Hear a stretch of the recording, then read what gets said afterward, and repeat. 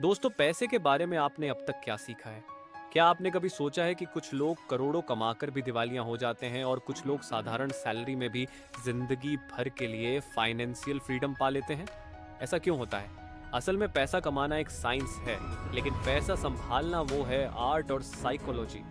स्वागत है आपका सुनो बुक समरी में, जहां आज हम बात करेंगे एक ऐसी किताब की जो आपकी पैसों को लेकर सोच को हमेशा के लिए बदल सकती है। ये है द साइकोलॉजी ऑफ मनी, लिखी गई है मॉर्गन हाउसल द्वारा। ये किताब कोई टिप्स और ट्रिक्स वाली फाइनेंस गाइड नहीं है। इसमें लेखक ने पैसों से जुड़े 20 ऐसे लेसन्स बताए हैं जो इंसान के व्यवहार, सोच और फैसलों से जुड़े हैं। यानी ये किताब बताती है कि हम पैसा कैसे कमाते हैं, कैसे बचाते हैं और क्यों कई बार अच्छी कमाई के बावजूद भी हम पैसों को ठीक से संभाल नहीं पाते। मॉर्गन हाउसल का कहना है, पैसे के साथ सफलता का ज्यादा ताल्लुक आपकी बिहेवियर से होता है, ना कि आपकी आईक्यू या एजुकेशन से। यानी कोई कितना पढ़ा लिखा है, उससे ज्यादा फर्क इस बात से पड़ता है कि वह अपने पैसों को लेकर कैसा सोचता है, कैसा महसूस करता है और कैसे डिसीजन लेता है। इस किताब में आपको मिलेंगे वो इंसाइट्स जो आप शायद किसी फाइनेंस क्लास में ना सीख पाए। तो चलिए शुरू करते हैं इस शानदार सफर को, जहां हम समझेंगे कि पैसे की असली साइकोलॉजी क्या है और कैसे हम अपनी सोच को बदलकर एक बेहतर फाइनेंशियल लाइफ की ओर बढ़ सकते हैं। क्या आपने कभी सोचा है कि कुछ लोग शेयर मार्केट से डरते हैं तो कुछ लोग उसे कमाई का सबसे बड़ा जरिया मानते हैं? कुछ लोग पैसा मिलने के बाद उसे बचाते हैं तो कुछ लोग उसी वक्त खर्च कर देते हैं। ऐसा क्यों होता है? क्योंकि हम सब पैसे को अपने अपने नज़रिए से समझते हैं और यह नज़रिया बना है हमारी ज़िंदगी के अनुभवों से। मॉर्गन हाउसल कहते हैं, कोई भी इंसान पैसा सिर्फ आंकड़ों के आधार पर नहीं समझता, वह समझता है अपने अनुभवों से। सोचिए, एक इंसान जो 1970 के दशक में अमेरिका में पैदा हुआ, उसने अपने बचपन और जवान होने के दिनों में शेयर मार्केट की अस्थिरता और गिरावट देखी। उस वक्त मार्केट बार बार नीचे जाता था, कई कंपनियां दिवालिया हो जाती थी और आर्थिक अनिश्चितता बहुत ज्यादा थी। ऐसे माहौल में बड़ा होने वाला इंसान निवेश को हमेशा जोखिम भरा समझेगा। उसके लिए पैसे लगाना मतलब हो सकता है बड़ा नुकसान, और इसलिए वह ज्यादा सतर्क या डर के साथ निवेश करेगा। उसकी सोच में निवेश का मतलब होगा खतरा, अनिश्चितता और हानि। वहीं दूसरी तरफ अगर कोई इंसान 1990 के दशक में बड़ा हुआ, जब शेयर मार्केट ने लंबे समय तक लगातार बढ़त दिखाई और लोगों को अच्छे खासे रिटर्न मिले, तो उसकी सोच निवेश को एक शानदार मौका समझेगी। उसने देखा होगा कि जो लोग शेयर मार्केट में पैसा लगाते हैं वे धीरे धीरे अमीर बनते हैं, इसलिए उसके लिए निवेश जोखिम नहीं बल्कि अवसर है। वह निवेश को लेकर आत्मविश्वासी होगा और सोचता होगा कि पैसा बढ़ाने का यही सबसे सही तरीका है। इससे पता चलता है कि हमारी आर्थिक सोच और व्यवहार बहुत हद तक हमारे अनुभवों और उस समय के आर्थिक माहौल पर निर्भर करता है जिसमें हम बड़े होते हैं। इसलिए दो लोग एक ही पैसे और निवेश की स्थिति को पूरी तरह अलग नजरिए से देख सकते हैं, सिर्फ इसीलिए क्योंकि उनकी जिंदगी के शुरुआती अनुभव अलग रहे। यही कारण है कि पैसे के बारे में हमारी सोच पूरी तरह तर्क या गणित पर आधारित नहीं होती, बल्कि हमारी व्यक्तिगत कहानी, अनुभव और वातावरण उस पर गहरा असर डालते हैं। यानी हम लोग पैसा तर्क से नहीं, भावनाओं और अनुभवों से समझते हैं। अब एक और दिलचस्प बात, दो लोग बिल्कुल एक जैसी फाइनेंशियल स्थिति में हो सकते हैं, लेकिन उनका डिसीजन अलग होगा। एक लॉटरी में मिले पैसों को बचा लेगा, दूसरा उसी पैसे को एक हफ्ते में खर्च कर देगा। क्यों? क्योंकि उनकी मनी हिस्ट्री अलग है। हो सकता है एक ने बचपन में तंगी देखी हो और सीखा हो कि पैसा बचाना जरूरी है, और दूसरे ने अचानक पैसे का स्वाद चख लिया और लगा कि जिंदगी का मजा लेना चाहिए। मॉर्गन कहते हैं, फाइनेंस ऐसा फील्ड है जिसमें लोग गलत नहीं होते, वह बस अलग होते हैं। हमारी जनरेशन, अपब्रिंगिंग, समाज, आर्थिक हालात, ये सब मिलकर हमारी मनी साइकोलॉजी को बनाते हैं। इसलिए कोई भी एक यूनिवर्सल पैसा संभालने का रूल सब पर फिट नहीं बैठता। तो जब आप खुद को या किसी और को पैसे से जुड़े फैसले लेते देखें तो जज मत कीजिए। ये समझिए कि हर कोई अपनी कहानी के हिसाब से सोचता है। इस किताब का सबसे पहला और सबसे जरूरी लेसन यही है, पैसा सिर्फ नंबरों का खेल नहीं है, ये इंसानी सोच, डर, उम्मीद और अनुभवों का मिश्रण है। आपने यह जरूर सुना होगा, जो मेहनत करता है वही सफल होता है। लेकिन मॉर्गन हाउसेल कहते हैं यह सच का सिर्फ आधा हिस्सा है। असलियत यह है कि जिंदगी में किस्मत और जोखिम यानी रिस्क भी उतनी ही बड़ी भूमिका निभाते हैं जितनी मेहनत या बुद्धि, और यह बात पैसा कमाने और संभालने में भी लागू होती है। उदाहरण के तौर पर बिल गेट्स का नाम कौन नहीं जानता। वह दुनिया के सबसे बड़े टेक्नोलॉजिकल इनोवेटर्स और माइक्रोसॉफ्ट के संस्थापक हैं। लेकिन क्या आप जानते हैं कि बिल गेट्स ने जिस स्कूल में पढ़ाई की वह उस समय अमेरिका के उन बहुत ही चुनिंदा स्कूलों में से एक था जहां 27वीं दशक में बच्चों को कंप्यूटर तक पहुंच दी जाती थी। उस दौर में कंप्यूटर बहुत ही महंगे और दुर्लभ थे और ज्यादातर स्कूलों में उनकी कोई सुविधा नहीं थी। इसलिए बिल गेट्स को बचपन से ही कंप्यूटर का एक्सेस मिला, जिसने उनकी रुचि और स्किल्स को बढ़ावा दिया। उनके क्लासमेट कैंट एवम्स भी उतने ही होनहार और मेहनती थे। कैंट भी कंप्यूटर और टेक्नोलॉजी में बहुत अच्छी पकड़ रखते थे और दोनों ने साथ में कई प्रोजेक्ट्स पर काम किया। लेकिन एक दुखद घटना हुई। पहाड़ चढ़ते समय कैंट एवम्स की मौत हो गई। वह उस बड़ी कंपनी को शुरू करने से पहले ही दुनिया से चले गए, जो शायद वह बिल गेट्स के साथ मिलकर बना सकते थे। इस घटना से हमें क्या सीख मिलती है? पहली, बिल गेट्स की सफलता में केवल टैलेंट या मेहनत ही नहीं बल्कि किस्मत और सही समय पर सही अवसर की भी बड़ी भूमिका थी। दूसरी, वहीं कैंट एवम्स की असफलता उनकी कोई गलती नहीं थी, बल्कि एक दुर्भाग्यपूर्ण घटना थी जो किसी के हाथ में नहीं थी। यानी जब हम किसी की सफलता को देखकर सिर्फ उनकी मेहनत या टैलेंट की तारीफ करते हैं तो हम यह भूल जाते हैं कि हर इंसान के पास समान परिस्थितियां या मौके नहीं होते। सफलता में मेहनत के साथ साथ मौका, परिस्थिति और कभी-कभी किस्मत भी बराबर मायने रखती है। इसलिए हमें दूसरों की सफलता को देखकर जलन या कमतर महसूस करने के बजाय समझना चाहिए कि हर किसी की यात्रा अलग होती है और हर सफलता के पीछे अनजाने कई कारक होते हैं। कभी-कभी अच्छा फैसला भी बुरा नतीजा ला सकता है और बुरा फैसला भी अच्छा साबित हो सकता है, सिर्फ किस्मत या जोखिम की वजह से। अब सोचिए, अगर कोई शेयर मार्केट में पैसे लगाता है और अचानक मार्केट क्रैश हो जाता है, तो क्या इसका मतलब ये है कि उसका डिसीजन गलत था? जरूरी नहीं। हो सकता है उसने सारी रिसर्च करके सही वक्त पर इन्वेस्ट किया हो, लेकिन उसके बाद जो भी हुआ वो उसके कंट्रोल में नहीं था। इसीलिए दूसरों की सफलता या असफलता को ना पूरी तरह किस्मत कहिए और ना पूरी तरह टैलेंट। सच्चाई इन दोनों के बीच कहीं होती है। अब एक और ज़रूरी बात, जब आप दूसरों की ज़िंदगी को देखकर खुद को कंपेयर करते हैं तो आप उनकी किस्मत और रिस्क को नज़रअंदाज कर देते हैं। इसलिए कभी किसी की सफलता देखकर खुद को छोटा मत समझिए और कभी अपनी सफलता पर ज़रूरत से ज़्यादा घमंड मत करिए। रिस्पेक्ट लक, रिस्पेक्ट रिस्क, और यही सोच हमें एक बैलेंस्ड, ग्राउंडेड और समझदार इंसान बनाती है, खासकर पैसे के मामलों में। दोस्तों, अगर मैं आपसे पूछूं कि दुनिया के सबसे अमीर इंसानों में से एक वॉरेन बफेट की असली ताकत क्या है, तो शायद आप कहेंगे उनकी समझदारी, निवेश का हुनर या उनका धैर्य। लेकिन मॉर्गन हाउसेल कहते हैं वॉरेन बफेट की असली ताकत है उनका समय के साथ टिके रहना। वॉरेन बफेट ने 11 साल की उम्र में निवेश करना शुरू किया था और 90 साल की उम्र तक वह लगातार इन्वेस्ट करते रहे। उन्होंने अपनी जिंदगी में 80 साल से ज्यादा का समय कंपाउंडिंग को दिया और यही उनकी सबसे बड़ी ताकत बन गई। वॉरेन बफेट की कुल संपत्ति का 90% हिस्सा उन्होंने 60 की उम्र के बाद कमाया। मतलब उन्होंने कोई जादुई तरीका नहीं अपनाया, बल्कि एक सीधा साधा रूल फॉलो किया। जल्दी शुरू करो और लंबे समय तक टिके रहो। अब समझते हैं कंपाउंडिंग होता क्या है। कंपाउंडिंग यानी ब्याज पर ब्याज। अगर आप एक 100 रुपये को 10% सालाना के हिसाब से इन्वेस्ट करते हो तो पहले साल के अंत में आपके पास एक 110 रुपये होंगे। दूसरे साल में आपको 10% सिर्फ 100 रुपये पर नहीं बल्कि 110 रुपये पर लगेगा। पूरे 110 रुपये पर मिलेगा, यानी 11 रुपये, और कुल बनेंगे 121 रुपये। और यही प्रोसेस हर साल रिपीट होता है। पहले कुछ साल में ये ग्रोथ छोटी लगती है, लेकिन जैसे जैसे समय बीतता है ये छोटी ग्रोथ एक एक्सपोनेंशियल ग्रोथ में बदल जाती है। मॉर्गन हाउसेल इसे कंपेयर करते हैं बर्फ के गोले से।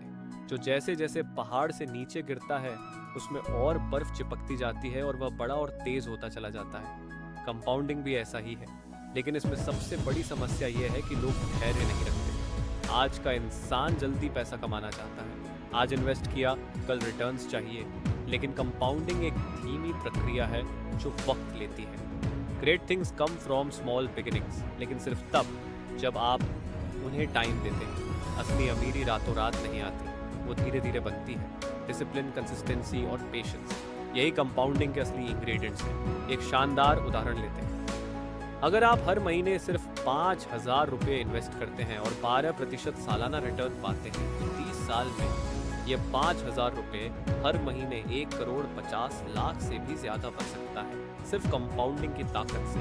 तो अगली बार जब आप छोटे रिटर्न्स देखकर निराश हो तो याद रखें, कंपाउंडिंग धीमी होती है, लेकिन जब असर दिखाती है तो जिंदगी बदल देती है। आपने कभी किसी महंगे कार, बड़ा बंगला या ब्रांडेड कपड़ों वाले इंसान को देखकर सोचा है, वाह कितना अमीर आदमी है? लेकिन मॉर्गन हाउसल हमें यहाँ एक गहरा लेसन देते हैं। अमीर दिखना और वाकई अमीर होना, ये दो अलग चीज़ें। देखिए, कोई इंसान जब महंगी गाड़ी चला रहा होता है या लग्जरी होटल में रह रहा होता है तो वो हमें दिखा रहा होता है पैसा खर्च करना, ना कि वेल्थ बनाना। असल में वेल्थ वो होती है जो दिखती नहीं है, जो खर्च नहीं की जाती, बल्कि जो बचाई जाती है और जो समय के साथ बढ़ती है। उदाहरण के लिए मान लीजिए एक आदमी 1 करोड़ की कार खरीदता है। आप उसकी कार देखकर कहेंगे वो कितना अमीर है, लेकिन हो सकता है उसके अकाउंट में सिर्फ 5 लाख रुपए बचे हो और बाकी उसने लोन लेकर खरीदी हो। दूसरी तरफ एक ऐसा इंसान है जो मामूली कार चलाता है, साधारण कपड़े पहनता है, लेकिन हर महीने डिसिप्लिन इन्वेस्टिंग करता है और करोड़ों की वेल्थ बना चुका है, लेकिन वह किसी को दिखता नहीं। एक सिर्फ ध्यान खींचता है, दूसरा फाइनेंशियल इंडिपेंडेंस की ओर बढ़ रहा होता है। किताब में एक बहुत सुंदर कोट है, rich is what you see, wealth is what you don't. और यही वजह है कि आज की दुनिया में बहुत सारे लोग अमीर दिखने की दौड़ में लगे रहते हैं ताकि दूसरों को इम्प्रेस कर सके, लेकिन उस चक्कर में वह असली वेल्थ बनाना भूल जाते हैं। अब एक सवाल, क्या आपने कभी खुद से पूछा है कि आप पैसा क्यों चाहते हैं? अक्सर इसका जवाब होता है ताकि जो चाहे वह खरीद सके, जैसा चाहे वैसा रह सकें, जब चाहे छुट्टी ले सकें, यानी हमें फ्रीडम चाहिए। और असली वेल्थ वही है जो हमें ये फ्रीडम देती है, खर्च नहीं करने से, बचाने और इन्वेस्ट करने से। तो अगली बार जब आप किसी को महंगी चीज़ों के साथ देखें तो ये मत सोचिए कि वह बहुत अमीर है, बल्कि सोचिए उसने कितना खर्च किया है और उसके पास कितना बचा होगा। दोस्तों, दिखावा करना आसान है, लेकिन वेल्थ बनाना वो समझदारी और धैर्य मांगता है। तो अमीर दिखने की कोशिश छोड़ो और सच में वेल्थी बनो। आजकल ज्यादातर लोग इसी दौड़ में लगे होते हैं, ज्यादा कैसे कमाएं, कैसे सैलरी बढ़े, कौन सा नया इनकम सोर्स शुरू करें। ये सब जरूरी है, लेकिन मॉर्गन हाउसल हमें एक बहुत बड़ा और गहरा सच बताते हैं। आप कितना कमाते हो उससे ज्यादा जरूरी है कि आप कितना बचाते हो, और यही बनता है सेविंग, यानी आपकी फाइनेंशियल सुपर पावर। अब सोचिए, अगर कोई इंसान 1 लाख रुपए महीना कमाता है और 90,000 रुपए खर्च कर देता है, और दूसरा 0 रुपए कमाता है लेकिन 1,000 रुपए बचा लेता है, तो असली ताकत किसके पास है? दूसरे इंसान के पास, क्योंकि उसके पास फ्लेक्सिबिलिटी है, सुरक्षा है और फ्रीडम है। वेल्थ वो है जो आप देख नहीं सकते, और सेविंग ही उसकी बुनियाद है। अब ये समझना बहुत ज़रूरी है कि हम सेविंग्स क्यों करते हैं। लोग अक्सर सेविंग्स को इमरजेंसी के लिए जोड़ते हैं, जैसे बीमारी, जॉब लॉस या किसी मुसीबत के समय के लिए। ये सही है, लेकिन सेविंग्स की असली ताकत इससे कहीं ज़्यादा है। सेविंग आपको फ्रीडम देती है, अपने लिए फैसले लेने की, बुरे बॉस को छोड़ने की, जब चाहो ब्रेक लेने की, अपने पैशन को परस्यू करने की। यानी पैसा बचाना सिर्फ सिक्योरिटी नहीं, एक आज़ादी है। और अच्छी बात यह है कि सेविंग के लिए आपको करोड़ों की इनकम नहीं चाहिए। You can build wealth without a high income, but you have no chance without a high savings rate. अब एक और बड़ी बात, लोग सोचते हैं कि सेविंग करने के लिए बहुत डिसिप्लिन चाहिए या किसी बड़ी फाइनेंशियल नॉलेज की ज़रूरत है, लेकिन नहीं। सेविंग करना एक मानसिक आदत है जो इस सोच से शुरू होती है कि मुझे हर चीज़ अभी नहीं चाहिए। मैं शॉर्ट टर्म लग्जरी के बदले लॉन्ग टर्म फ्रीडम को चुनता हूँ। सेविंग यानी सेल्फ कंट्रोल, और ये कंट्रोल ही आपको सबसे बड़ा फ़ायदा देता है। मेंटल पीस, कॉन्फिडेंस और ऑप्शंस। तो सिर्फ ज्यादा कमाने की मत सोचो, ज्यादा बचाने की आदत डालो, क्योंकि वही आपकी असली ताकत है। पैसे के मामले में अक्सर हम सोचते हैं कि सही फैसला वही होगा जो पूरी तरह से रैशन यानी तर्कसंगत हो, लेकिन ये जरूरी नहीं कि जो बिल्कुल लॉजिक पर खरा उतरे वही हमारे लिए सबसे अच्छा हो। असल में रीजनेबल होना रैशन होने से ज्यादा जरूरी है। मतलब क्या? कभी कभी आपकी इमोशनल स्थिति, आपकी जीवन की प्रायोरिटीज, आपकी कंफर्ट जोन को ध्यान में रखना जरूरी होता है। तो फैसला आपकी जिंदगी में आपको मानसिक शांति और खुशी दे, वह बेहतर होता है। उदाहरण के तौर पर अगर कोई इंसान 100% राशन होकर पूरी सैलरी सेव कर देता है, लेकिन इससे उसे जिंदगी में खुशियां, आराम या फैमिली टाइम कम मिलता है, तो क्या वह सच में सफल है?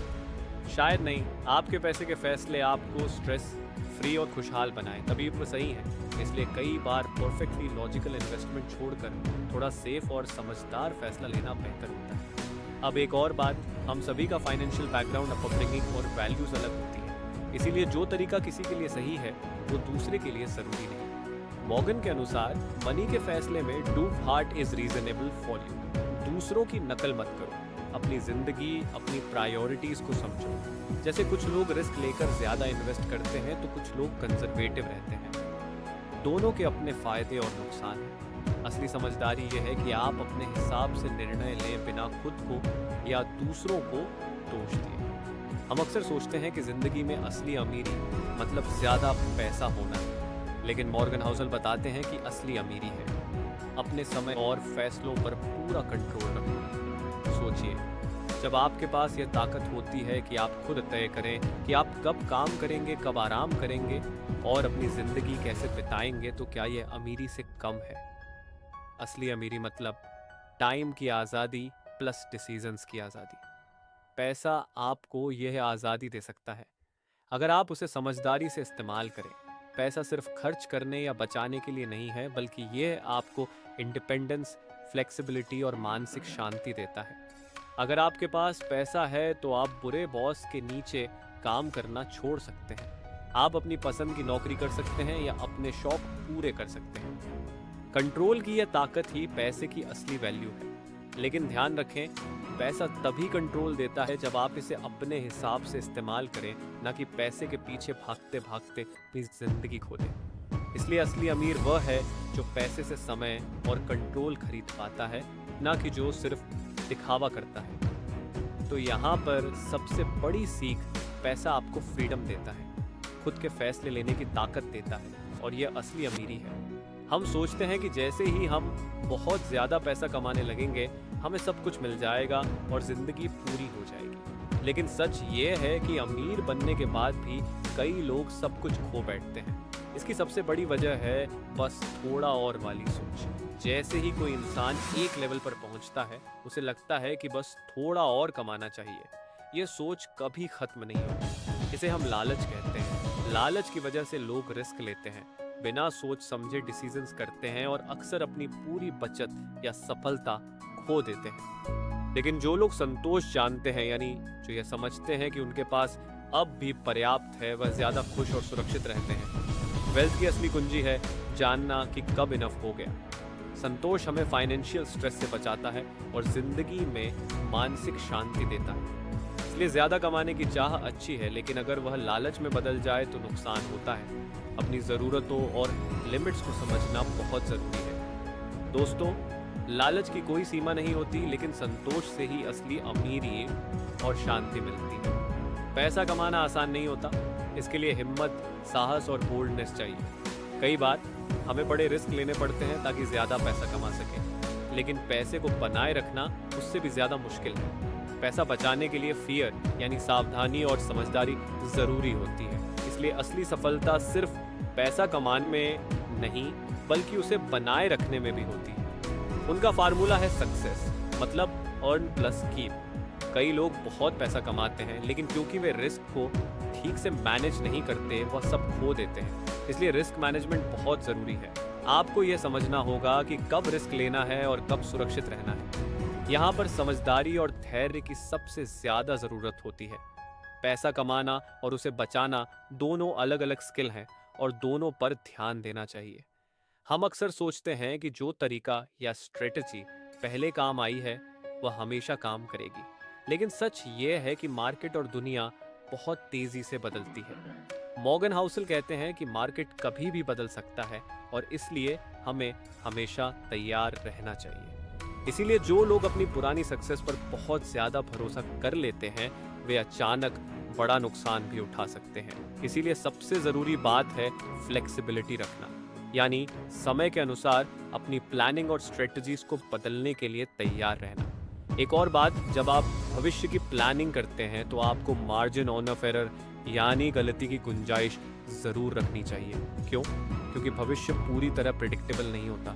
अगर आपने अपनी योजना में थोड़ी जगह छोड़ी होगी तो मुश्किल वक्त में आप बेहतर तरीके से मैनेज कर पाएंगे। जो लोग अपनी प्लानिंग में फ्लेक्सिबिलिटी रखते हैं वे लंबे समय तक सफल होते हैं। हम अक्सर अपने पैसे के फैसले जल्दबाजी में लेते हैं क्योंकि शॉर्ट टर्म में मार्केट का उतार चढ़ाव हमें परेशान करता है। शॉर्ट टर्म की आवाज़ यानी नॉइस को इग्नोर करना सीखो। जो लोग लंबी अवधि के लिए सोचते हैं वही असली धनवान बनते हैं। पेशेंस यहाँ सबसे बड़ी ताकत है।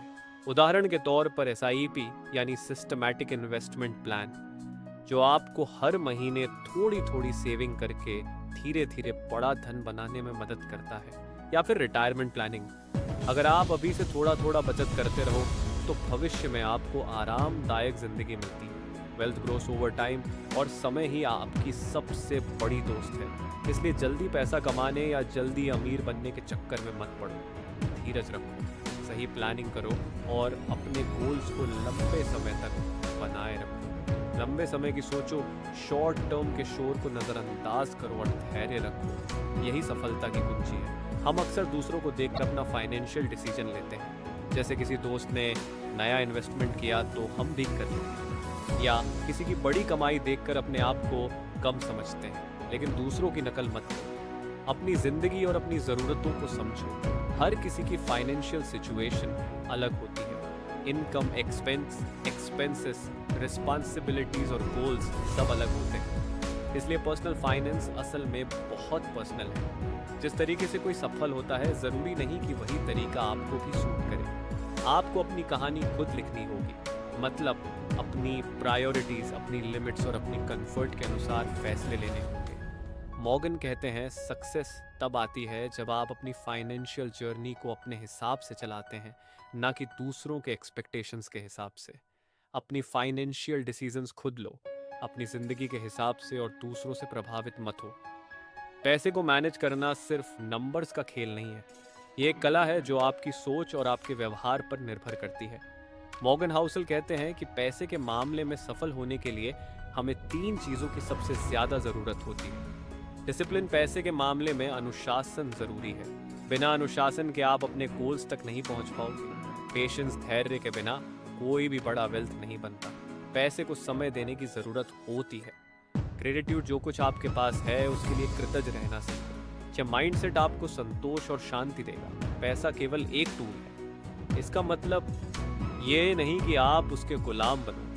आपको पैसा का मालिक बनना है, ना कि उसका दास। जब आप अपने पैसे को समझदारी से मैनेज करते हैं तो वह आपकी ज़िंदगी को बेहतर बनाता है। लेकिन अगर आप पैसा के पीछे अंधाधुंध भागो तो वह आपको नियंत्रित कर लेता है। इसलिए पैसा बनाम सोच की लड़ाई में आपकी सोच सबसे बड़ी ताकत है। अपनी सोच को बेहतर बनाओ, पैसे को सही तरीके से समझो और अपने फाइनेंशियल गोल्स को पूरा करो।